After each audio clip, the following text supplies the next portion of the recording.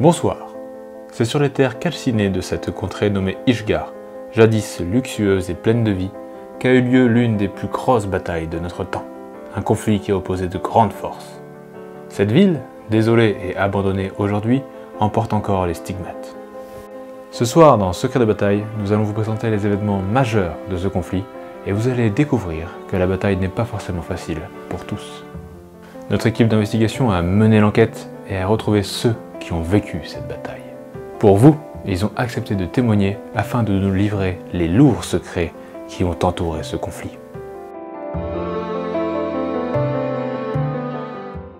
Ah oui, Ishgard, je m'en souviens, une bien triste affaire. Nous avions été envoyés là-bas avec un contingent regroupé à la hâte sur une planète voisine. Les habitants, apeurés, nous avaient signalé la présence d'êtres anormaux la veille. Puisque nous étions juste à côté et que la collecte de l'impôt impérial semblait avoir quelques problèmes sur cette planète, nous nous sommes dit que nous allions faire d'une pierre deux coups. J'ai donc ordonné à un petit contingent de Skitarii, accompagné d'un chevalier Questoris Imperialis de type Crusader, de venir au plus vite sur cette planète. Ils n'auront mis que 7 heures pour arriver. Nous sommes arrivés en même temps qu'eux, dans la ville d'Ishgard.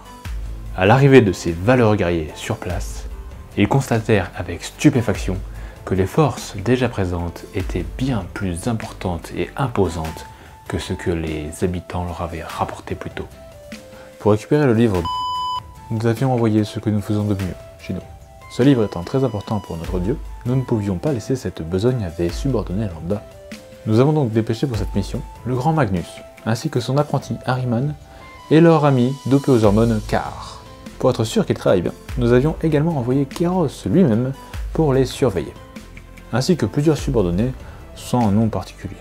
Notons tout de même la présence d'un petit dragon de feu. À cette époque, dans la ville d'Ishgard se cachaient 6 reliques, d'un pouvoir phénoménal. Nous ne pouvons pas, malheureusement, vous révéler leur nature. Nous allons donc, dans notre reconstitution, les représenter sous forme d'anneaux dorés. Si nous avions mis les vraies reliques, nous serions obligés de tous vous tuer, chers téléspectateurs. Dès la première heure du conflit, les ordres étaient de frapper fort, et si possible de faire couler du sang au corps à corps, ça nous permet d'entretenir de bons rapports avec notre cousin. Ils devaient également montrer leur supériorité intellectuelle en réalisant un maximum de sortilèges. Les forces de l'architecte du changement commencèrent à s'élancer droit devant, puis lancèrent moult sortilèges. Kéros commença par bénir les flèches d'Etsangor, avant d'essayer de prendre possession du capitaine Célestin, mais ce dernier réussit à résister à son pouvoir grâce à sa volonté de fer. De rage, Kéros châtia les servants de Célestin. Magnus, quant à lui, s'enveloppa d'une aura protectrice, puis châtia les servants de Célestin avec une force incommensurable. 2 praetors y passèrent. Le dernier survivant de l'escouade fut tué par le châtiment de Kahr. Pour finir, Ahriman bénit les yeux d'Etsangor, altéra le temps pour que Magnus se déplace encore plus vite, et finit par tuer un praetor en le châtiant. Juste après ces événements, leurs viles créatures sur disque nous tirèrent dessus. Malgré tous leurs tirs, ils parviennent à blesser grièvement un membre de notre escouade. Leur dragon mécanisé cracha son feu sur nos acolytes Skitarii et 3 d'entre eux perdirent la vie. Notre grand Magnus se rua sur ce vil capitaine ainsi que ses acolytes pour les enterrer définitivement. Ils lui tirèrent dessus afin de se défendre, mais les balles rebondirent sur son armure.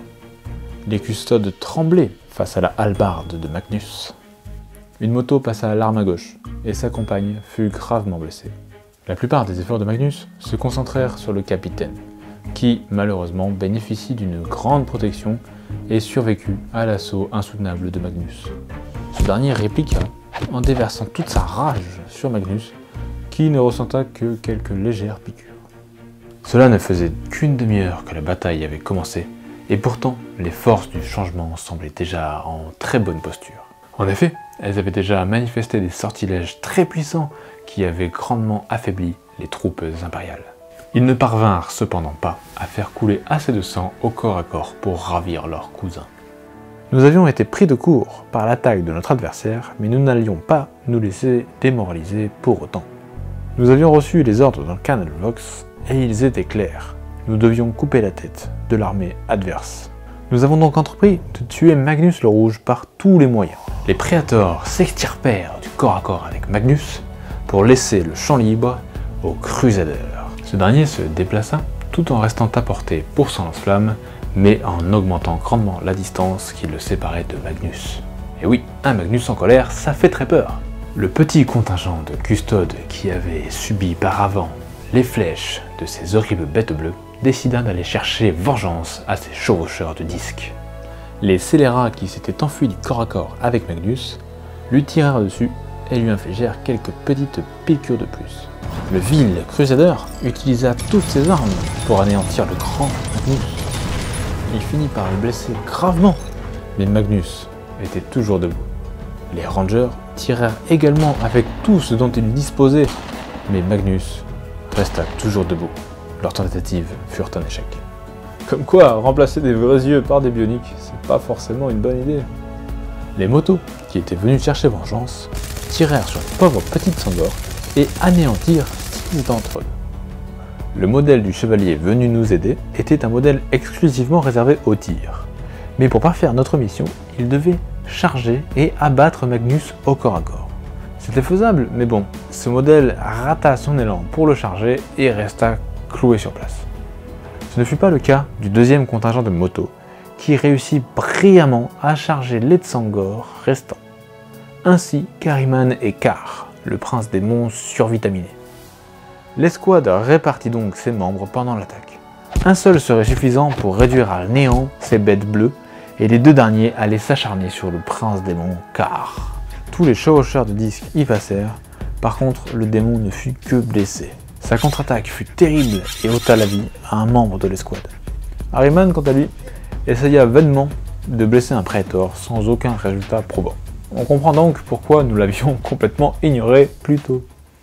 Malgré tous leurs efforts concentrés au même endroit, l'Imperium ne parvint pas à tuer Magnus et rata ainsi tous ses objectifs. 1 heure de bataille s'était déjà écoulée. L'architecte du changement donna donc les ordres pour l'heure à venir. Ses troupes devraient aller en territoire ennemi et tuer le seigneur de guerre adverse. Dans cet objectif, Kéros et le Heldrake se déplacèrent vers Célestin. De rage de s'être pris autant de tirs plus tôt, Magnus avança vers le chevalier pour lui faire regretter amèrement le geste qu'il avait eu envers lui. À la fin de tous ces mouvements tumultueux, une escouade de 9 Flamers, menée par un héros de Zinj sur disque, traversa la réalité et vient se poser non loin d'une escouade de Skitarii éloignée du troupeau. Un funeste destin s'annonçait donc pour eux. Kéros commença par ouvrir le bal avec un énorme châtiment, mais le seigneur de guerre Custode, grâce à son alchimie cellulaire, résista grandement. Kéros ne se laissa pas avoir et recommença en envoyant un énorme éclair. Ce n'était pas suffisant, il se résout donc à créer un énorme portail infernal malgré le risque de toucher le Heldrake. Un énorme vortex d'énergie s'ouvre au-dessus du Custode qui, même aux affres de la mort, survit quand même. C'est incroyable de voir à quel point le faux dieu a vraiment bien œuvré sur ces créatures dorées. C'est vrai, rendons quand même honneur au travail bien fait. Malheureusement, le vortex endommagea quelque peu le Heldrake. Dommages collatéraux. Le héros de Zinj, quant à lui, tenta de bénir les Flamers, mais malheureusement, ce n'était pas son jour de chance. Il fut victime d'un énorme mal de tête qui lui coûta la moitié de sa durée de vie. Car Shatia, le custode avec lequel il était engagé au corps à corps, mais bien que grièvement blessé, ce dernier a survécu tout de même. Le grand Magnus s'enveloppa d'une énergie protectrice, puis châtia violemment le chevalier en s'emparant d'un quart de sa vie. À ce moment de la bataille, nous étions en mauvaise posture, mais rien n'était perdu pour autant. Leur dragon mécanique nous cracha tout son feu sur la tête en n'infligeant aucun dégât. En revanche, ce ne fut malheureusement pas le cas de cette petite escouade de Skitarii qui se faisait crier sec par cet amas de créatures bleues pleines de flammes. Après avoir complètement anéanti par les flammes une escouade de Skitarii, les Flamers se sentaient galvanisés et réussirent une charge au maximum de leur capacité contre le chef Skitarii rescapé. Le Heldrake, quant à lui, chargea le seigneur de guerre Custode, exactement comme Kéros. Magnus chargea le chevalier, en y laissant 2 petites plumes face aux tirs effrénés pour défendre sa vie de ce dernier. À ce moment de la bataille, Magnus fit honneur à sa réputation et trancha sec en deux le chevalier qui n'eut même pas le temps de réagir. Face à cette perte, le seigneur de guerre Custode puisa dans ses dernières ressources pour frapper Kéros avant même qu'il n'ait le temps de bouger. Avec ça, il lui arracha 1/5 de son espérance de vie. Rarement violenté, Kéros rentra dans une rage folle, brandit son bâton et l'écrasa violemment sur la tête du Custode, qui mourut sur le coup. Comme quoi, il faut pas faire chier les intellos. Pendant ce temps, les Flamers tentèrent de tuer le chef Skitarii en lui tapant dessus. Mais bon, étant bien plus doué avec des flammes qu'avec des coups de boule, le chef fut grièvement blessé, mais il survécut tout de même. Ce dernier ne put absolument rien faire en contrepartie, bien heureusement. Et enfin, pour finir, Kahr fit du hachis des 2 motos qui étaient encore engagés avec lui, avant même qu'elle ait eu le temps de lever le petit doigt. Les troupes du grand sorcier pouvaient être fières d'elles.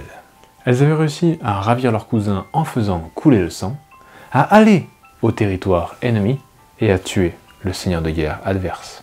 1h30 s'était écoulée depuis le début de cette rencontre. Le camp défendant l'empereur était en grande difficulté. La dernière moto custodiane et un chef Skitarii se préparèrent à charger Magnus le Rouge et ainsi honorer les derniers ordres reçus. À ce moment précis de la bataille, nous tirions avec tout ce que nous avons sous la main sur ce Primarque. Les bolters de la moto infligèrent quelques petites blessures à Magnus, mais c'est surtout grâce aux 4 arquebuses des Skitarii qui visèrent extrêmement bien et après leur tir, un portail s'ouvrit et Magnus fut aspiré. Il était banni. Il fut rappelé dans le Warp et consterné par cette réussite, le Prédateur n'eut plus de cible à charger. Non loin de nous, le chef Skitarii combattait toujours contre ses Flamers, mais malheureusement il ne parvint à leur faire aucun dégât. Fort heureusement ce fut réciproque et il survit aux attaques de ses adversaires. Les troupes impériales pouvaient être fières d'elles, car en bannissant Magnus le Rouge, elles avaient réussi d'un seul coup à réaliser l'ensemble des ordres qu'on leur avait donnés plus tôt. Ce bannissement, bien que remarquable, ne suffit malheureusement pas à endommager le moral des troupes de l'architecte du changement. Les nouveaux ordres tombèrent. Ils devaient récupérer les reliques numéro 5 et numéro 3, ainsi qu'à empêcher tout ennemi de venir dans leur zone. Ahriman et Kahr se dirigèrent vers le Custode qui plutôt a osé lever la main sur leur père. Il y réclamait vengeance. Kéros fit de même afin de leur prêter main forte. Le Eldrake, quant à lui, se dirigea vers les Skitarii responsables du bannissement de Magnus pour les brûler vifs. Loin de tout ce tumulte, le héros de Tzeentch se rapprocha de son escouade de Flamers pour les galvaniser. Kéros entreprit de châtier le guerrier doré pour son affront. Ce dernier résista grâce à ses modifications cellulaires. Kéros prit donc la décision de créer un portail infernal au-dessus de sa tête, quitte à lui-même s'infliger des dégâts. Il était réellement énervé ce jour-là, c'est vraiment rare. Ce portail prit la vie du chef Skitarii non loin de là, blessa Kéros, mais le Custode s'en sortit indemne.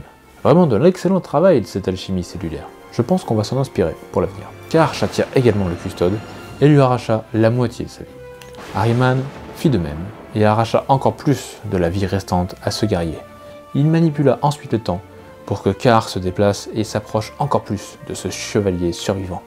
Pendant ce temps, le héros qui avait retrouvé ses troupes tenta une nouvelle fois de les bénir. Ayant oublié de prendre ses cachets pour le mal de tête avant la bataille, le sortilège ne put absolument pas passer à cause de ce mal de tête. Ce mal de tête fut si grand que sa tête explosa sur place.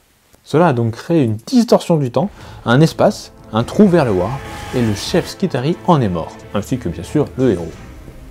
Nos troupes étaient grandement diminuées, mais nous n'allons pas nous avouer vaincus pour autant. Le dragon mécanisé tenta d'immoler par le feu les rangers Skitarii, mais il ne parvint à aucun résultat. Ahriman tenta de tirer sur le Custode, mais la balle fut arrêtée par l'armure de ce dernier. Le démon Kahr se jeta sur le Custode, qui tira pour se défendre, malheureusement sans grand succès. Kéros chargea également. Une fois au corps à corps, le démon Kahr, dans un accès de rage, brandit son épée et me coupa en deux. Après 2h30 de bataille, les troupes du changement réussirent sur tous les points. Ils avaient récupéré toutes les reliques demandées et aucun ennemi n'avait foulé leur sol. Malgré le faible nombre de Skitarii restants, ils reçurent tout de même l'ordre de sécuriser la relique numéro 4, de ne point quitter leur baraquement et d'éviter que tout ennemi s'approche du centre de la ville. Cernés de toutes parts, ils ne bougèrent pas d'un pouce, s'attachant à exécuter les ordres qu'on leur avait donnés. Les Skitarii restants tirèrent de toute leur force sur Ahriman, mais en vain. Ils restèrent tout de même dans le couvert, espérant un renfort soudain, mais malheureusement, ce ne fut jamais le cas. Les dés étaient déjà jetés pour les troupes impériales. Ce n'était plus qu'une question de temps avant que les prodigieuses troupes adverses ne les exterminent. Les troupes du changement se répartirent sur toutes les reliques pour en prendre possession, et les effectifs restants se dirigèrent vers les Skitarii pour en finir une bonne fois pour toutes. Et c'est comme ça que finit l'histoire de ces pauvres guerriers. Kéros s'est approché d'eux, et après les avoir châtiés, créé un portail infernal qui les a tous emportés vers une mort certaine. Nous finissons donc par aisément gagner cette bataille et les livres qui vont avec. Haha, c'était un plaisir de vous raconter cette histoire. J'adore ces batailles. Je vous en raconterai plein d'autres à l'occasion. J'espère vous avoir fait découvrir les événements qui ont eu lieu et vous avoir fait comprendre pourquoi aujourd'hui la ville d'Ishgard est une ville fantôme, tout en ruine. Notre investigation se veut impartiale et juste. C'est pourquoi nous avons décidé de vous raconter tout de même cette histoire, malgré la défaite des troupes impériales. En effet, c'est notre rôle de vous informer. Quoique,